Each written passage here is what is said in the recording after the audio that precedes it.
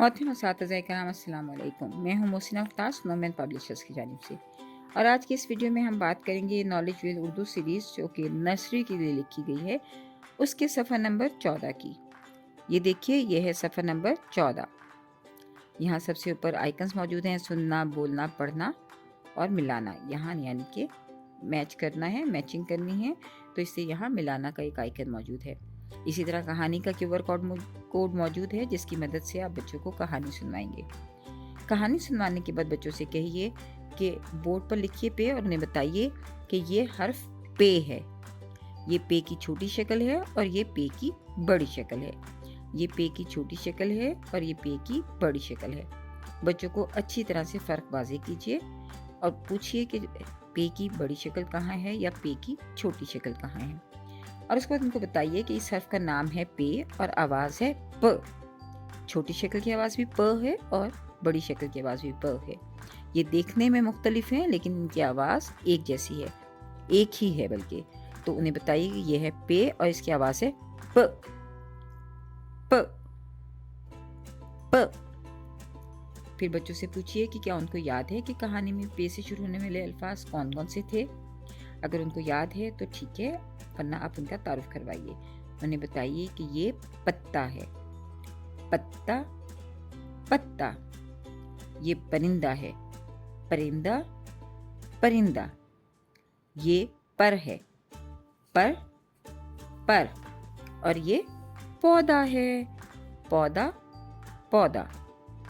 जब आप बच्चों को इन तस्वीरों के नाम बता रहे हों तो उन्हें बताइए कि ये पे से शुरू होने वाले अल्फाज हैं, और बार बार इनकी मशक करवाइए।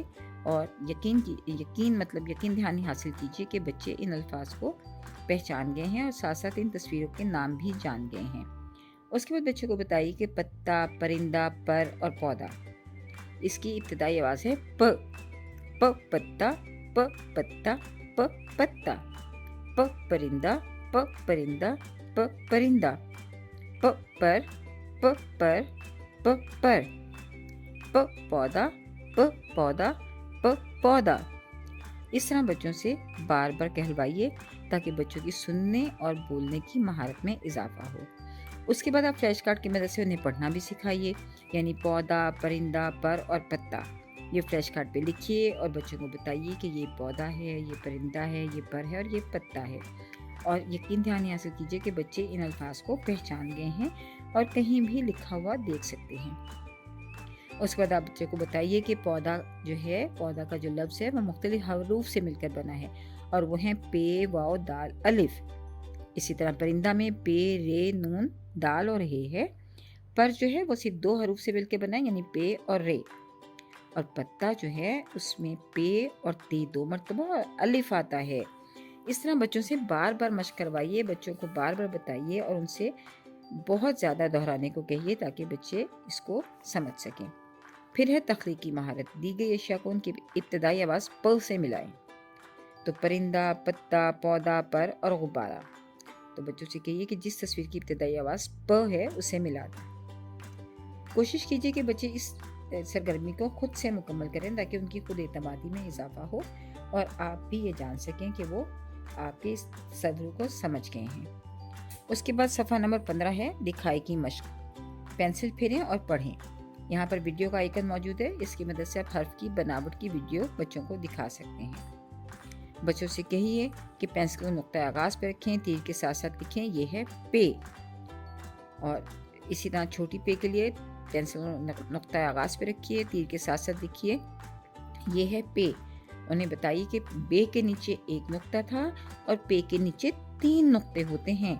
नुक्तों का फ़र्क बहुत ज़्यादा वाज़े कीजिए ताकि बच्चे अशकाल को पहचान सकें। उसके बाद बच्चों से राइटिंग करवाइए, यानी बच्चे इंडिपेंडेंट राइटिंग करें, खुद से पे लिखें।